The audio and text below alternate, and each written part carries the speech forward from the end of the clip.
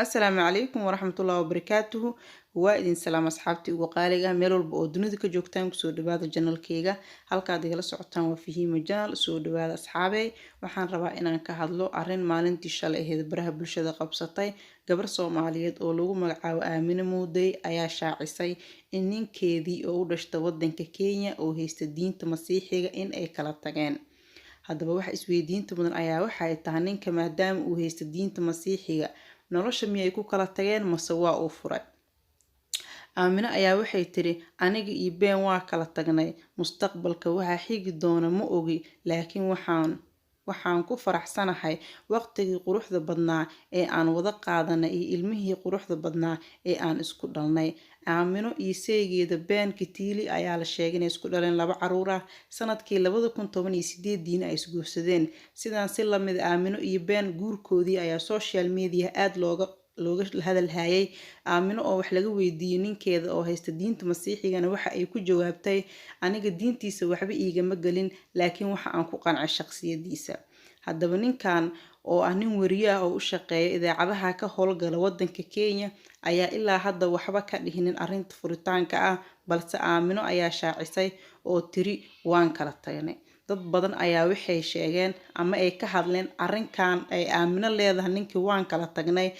ninka maadaama uu haysta diinta Masiixiga ah meesha awalba miyuusan yaalin ama ma jirin wax guur ah iyo wax mihir ah haddana ma imaan karo furiin waayo qofka marka ninka iyo naagta markay ismihirsadaan ayaa waxa uu imaan karaa furiin laakiin waxa la dhihi karaa nolosha ayay ku kala tageen oo wax furiin ah meesha ma yaalo. marka gabar kasta oo nin ajnabiga guursato sidaan baa u dambayso markii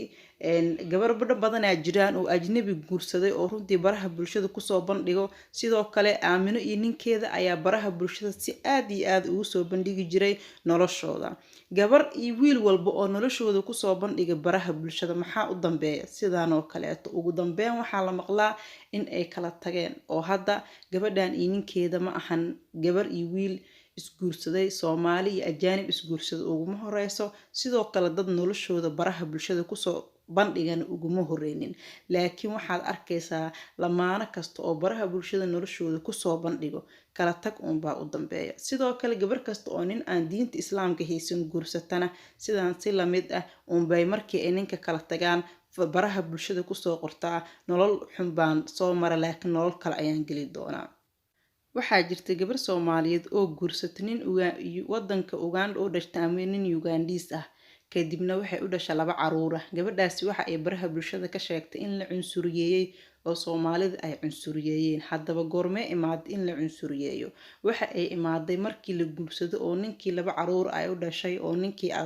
oo uu soo furay kadib ayaa waxay xiriir la sameysay wiilal Soomaaliyeed si nolosheedii hore ay ugu sii wado nolol cusubna ay u gasho maadaama ninkii uu furo 2 caruurna ay u dhashay. wiilashii ayaa u sheegeen maadaama nin u dhashtay wadanka Uganda ay marka hore guursatay in ay nolosheeda ku dhameysatay nin wadankaas u dhashtay ama nin madow ah ama nin ajaanib ah oo Soomaalida aysan ku soo dhax noqonin. taasna waxaan u arkay tiri in liigu cunsuriyeynayo aniga soo marka waxaa arkaysaa gabar kasta oo guursata nin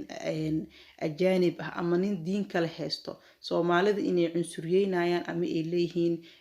maxaa u guursatay adigoo nin Soomaali heli karo maxay saas u sameysay. horta wax kasta xagga Rabbi ay ka qoran yihiin oo ma la dhihi karo maxay qofkan sidaan u sameysay laakiin qofka in uu guursado guur lama dhihi karo laakiin qofka marka nolol uu la wadaagayo qof kale oo diin Masiixi haysto meeshaas waxaa ka cad in uusan mihir oolin laakiin wada noolaasho kaliya ay taalo. waqtigii wax laga weydiinayay gabadhan ninka ay guursatay waxa ay tiri anigu diintiisa waxba iigama gal laakiin shakhsiyadiisa ayaan ku qancay. taas waxay ku cadeynaysaa in meesha aysan diin oolin. isku soo wada duub gabadhan ayaa baraha bulshada maalintii shalay ahayd aad loogu hadalhayay sidoo kale guurkeeda 2018 markii uu dhacay ayaa sidaan si la mid ah loogu hadalhayay dad badan ayaa soo dhaweeyeen guurkeeda dad badan ayaa aad ugu xumaadeen. sidoo kale maalintii shalay ahayd asxaab badan ayaa runtii ku farxeen guurkeeda oo dhaheen in uu ku furo way kugu fiicneed. sidoo kale asxaab kale ayaa waxay dhaheen waa ka xunnahay oo dadka isku ra'yi ma aha isku soo wada duubo sheekadu waxa ay noqonaysaa gabadhan lagu magacaabo Aamina Muudey iyo seegeeda oo lagu magacaabo asigana Ben Kitili in ay nolosha ku kala tageen. waad mahadsantiin asxaabay sida wanaagsan ay ila socotaan sidaas iyo waxaa idinkaga tegayaa video ka xiiso badan intaa ku kulmayno sidaas iyo nabadgelyo assalaamu calaykum waraxmatullaahi wabarakaatuh